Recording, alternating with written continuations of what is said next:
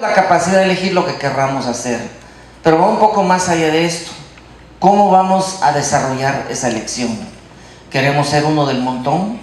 ¿Queremos ser buenos o queremos ser excelentes? Es una opción que todos tenemos y deberíamos siempre aspirar por la excelencia. Pero esto no se hace por arte de magia. Tiene que haber primero pasión por lo que hago, sentirme orgulloso por lo que elegí hacer con mi vida y estar dispuesto a mejorar continuamente. Y eso representa para mí subir montañas en cualquier parte del mundo. Cualquiera de ustedes se podrá preguntar, bueno, qué bueno que este señor suba montañas, pero ¿qué tiene que ver conmigo? Tal vez me diga cómo ir a subir el Pico Bonito aquí en La Ceiba, o ir al Celape, allá por el Pueblo de Gracias, o ir al Tajomulco en Guatemala, o al Cerro El Pital allá en El Salvador. No, realmente no es eso. Si nos damos cuenta, superficialmente pareciera que la vida de ustedes y la mía no tiene relación alguna. Pero viéndolo detenidamente veremos que sí nos relacionamos, y no de una, sino de muchas maneras. Una de ellas, por ejemplo, es tener hoy la convicción, las ganas de ser mejor de lo que fui ayer. También coincidimos que en ocasiones podemos encontrar obstáculos, dificultades que nos impiden lograr lo que queríamos inicialmente. Y es cuando tiene que prevalecer la paciencia, la constancia, la disciplina y principalmente la actitud positiva para sobrellevar esos momentos de dificultad. Y de esos puntos en los cuales nos relacionamos es de lo que quisiera hablar con ustedes esta tarde. Para iniciar esta charla les voy a mostrar en esta pantalla un mensaje que dura exactamente 34 segundos. Y en él van a poder leer una serie de palabras que no me inventé yo, ni tuve que estudiar mucho para comprender su significado. Pero son palabras que he entendido su valor, he aprendido a aplicarlo y se han convertido en esos pilares, esas columnas fundamentales que me han ido a alcanzar algunas cumbres en mi vida. Y con eso vamos a iniciar.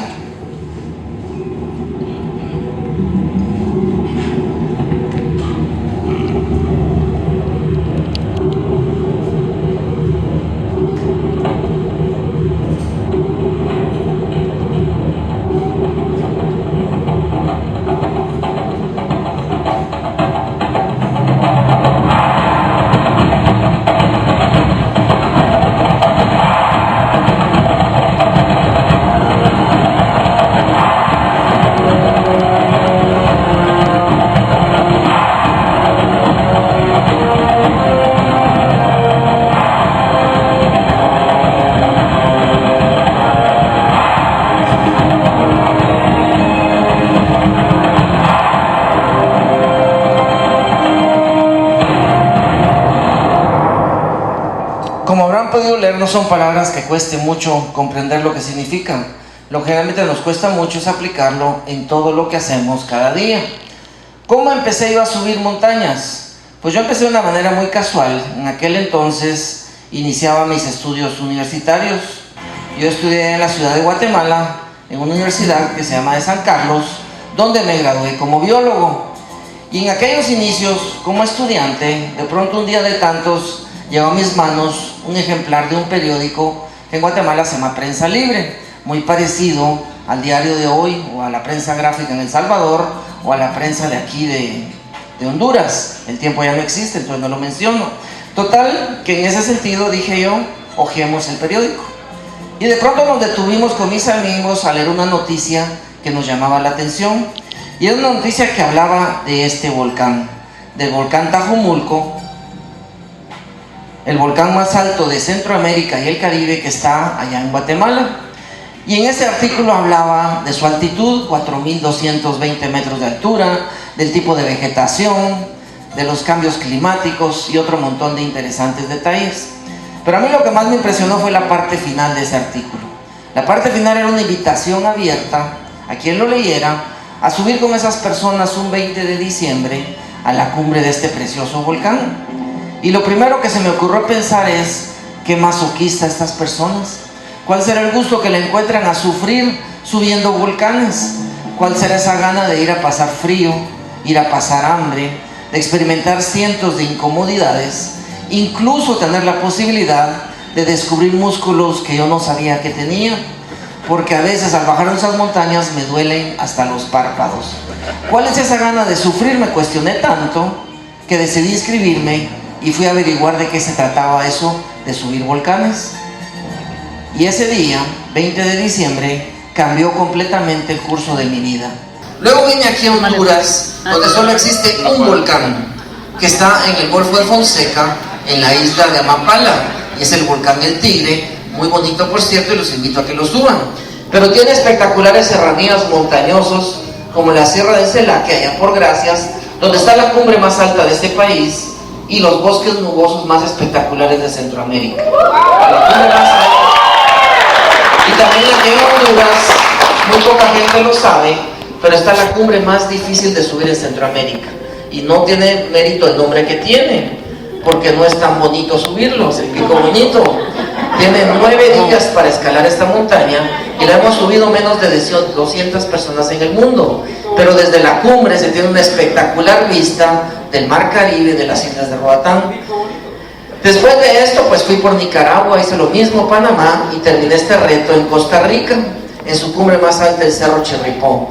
Y en esta cima conocí a un grupo de mexicanos, y estos sí eran buena gente, no eran futbolistas. Estos eran unos geólogos, estudiando las actividades eruptivas de Centroamérica, y platicando un buen rato me dijeron, con todo respeto, pues les decía, me dijeron, te invitamos a venir a México a conocer alta montaña.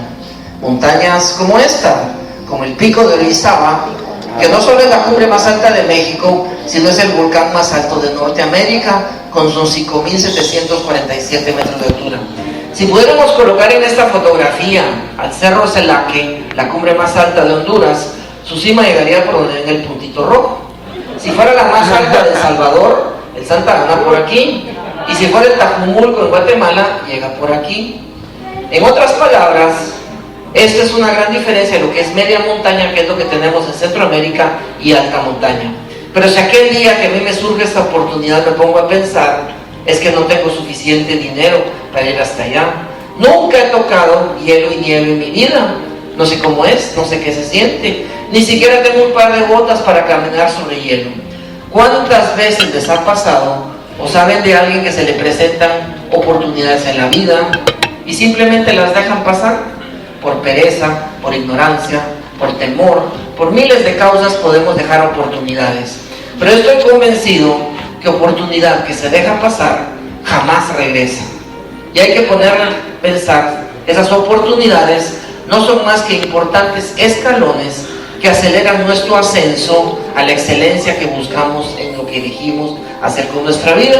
Y con muchas limitaciones me pude ir a México, y estos geólogos cumplieron su palabra y me consiguieron un curso básico de alta montaña en la famosa Universidad Nacional Autónoma de México, la UNAM, un curso que duró 4 meses.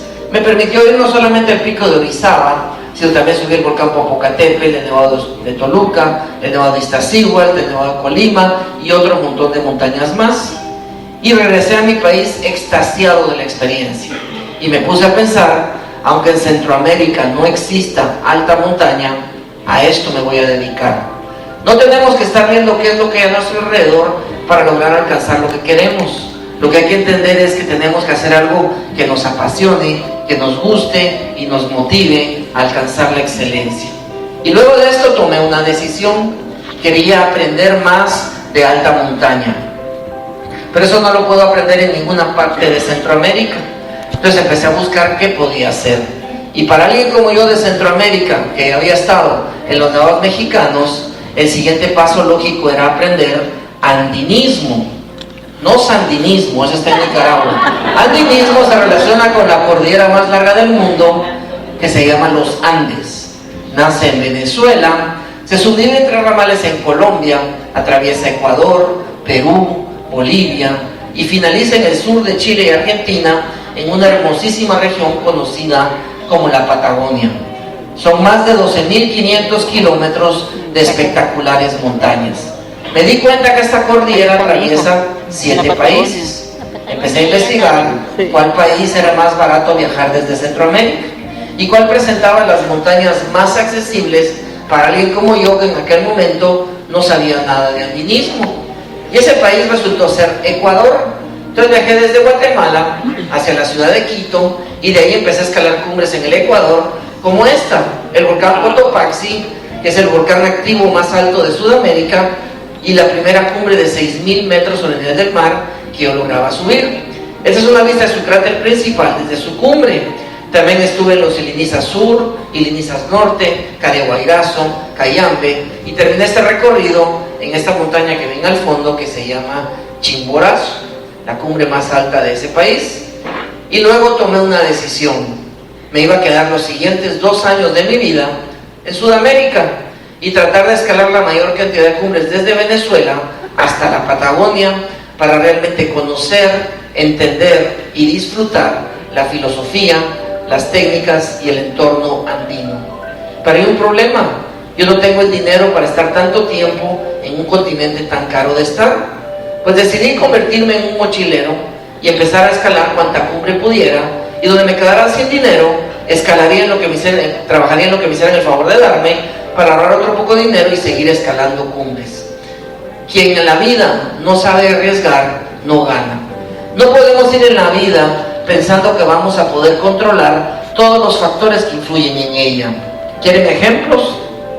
El precio de la gasolina en todos nuestros países ha estado bajando. ¿Qué genera esto? Más tráfico, más contaminación, más retrasos. ¿Me afecta? Por supuesto que sí. ¿Lo puedo controlar? No. Otro ejemplo: recientemente tuvimos en Guatemala elecciones presidenciales el pasado 25 de octubre. ¿Va a afectar mi vida y la de todos los guatemaltecos? Por supuesto que sí. ¿La puedo controlar? Afortunadamente no. Y así como esto, hay muchos efectos, cosas que nos influyen directamente en la vida y no las podemos controlar. Pero si yo me quedo sentado de brazos cruzados y decir voy a empezar a hacer algo hasta que controle todo mi entorno, me voy a morir sentado. Por eso lo repito: quien no arriesga no gana. Eso no significa ser imprudente o precipitado. Ustedes no pueden saber cómo está su mercado dentro de 5 o 10 años, pero se hacen proyecciones, se hacen planes, se hace una estrategia y se va preparando el terreno para que las cosas vayan saliendo como yo requiero o yo necesito. Pero hay que saber arriesgarse para atrever a hacerlo. Igual, pues lo hice yo. Entonces me fui primero hasta la ciudad de Mérida, en Venezuela, donde empecé a escalar en la Sierra Nevada de Mérida, cumbres como el Pico Bolívar, Humboldt, Complan, El Toro y otros más. Luego pasé a Colombia, donde no se me olvida una experiencia que tuve ahí. Para llegar ahí, todos estos viajes los hice por tierra. Entonces llegué a una ciudad en la frontera entre Venezuela y Colombia que se llama Cúcuta. Ahí encuentran lo que sea de contrabando en cualquiera de los dos países, solo que no es muy seguro hacerlo. Luego de esto me di cuenta que la cumbre más alta de Colombia se llama Pico Cristóbal Colón y está en la Sierra Nevada de Santa Marta. No es parte de los Andes colombianos, pero es la cumbre más alta de ese país, y tomé la decisión que la iba a ir a escalar. Para subir esa montaña tuve que ir a una ciudad que se llama Valledupar, y pasé una semana buscando infructuosamente quien me hiciera el favor de acompañarme a subir esa montaña. Yo por regla general jamás escalo solo. Como se han dado cuenta, pues me encanta hablar, y para mí el silencio de una montaña sería una terrible tortura. En fin, que tuve que romper mi propia regla y empecé a caminar. Llevaba comida para las siguientes 3 semanas. Como a los 5 días de haber salido de Valledupar, tuve que cruzar una pequeña aldea de unos nativos que se autodenominan arhuacos, que en su lengua significa guardianes de la montaña, y me impidieron seguir caminando. Y me dijeron: ¿y usted por qué anda por aquí solo? Entonces les digo: voy a ir a escalar el Pico Cristóbal Colón. Sí, pero ¿por qué va solo? Porque no encontré quien me hiciera el favor de acompañarme. ¿Y usted no entiende por qué nadie lo quiso acompañar? No lo entiendo realmente. Entonces usted no entiende que el plomo no es saludable para la vida, que hay muchas minas de plomo. No, hay guerreros con ametralladoras que lo van a llenar a usted de plomo. Entonces ahí entendí que el plomo no es saludable para la vida. Y esa montaña sigue siendo una de mis pendientes en Colombia. Después fui a la Sierra Nevada del Cocuy, la Sierra Nevada de los volcanes como el Tolima, el Nevado de Ruiz, y luego seguí hacia el Perú, donde subí cumbres como el Huascarán. Huascarán significa el hogar de Pachamama. Pachamama es la diosa madre de la tierra. Dentro de la cultura quechua y aymara es una montaña sagrada. Y así fui subiendo un montón de montañas por todos estos países, hasta que en 1900 98 había entendido algo. Había entendido que después de 346 cumbres conocía lo que es el andinismo en su totalidad y tomé la decisión que tenía que regresar a Guatemala.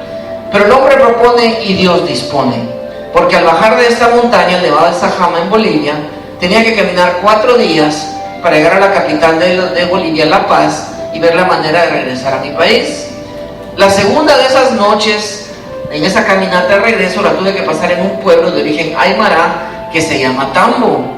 Y para los guatemaltecos no es Pavón, se llama Tambo, así se llama el pueblo. Esa es una prisión en Guatemala, para los que no lo sepan.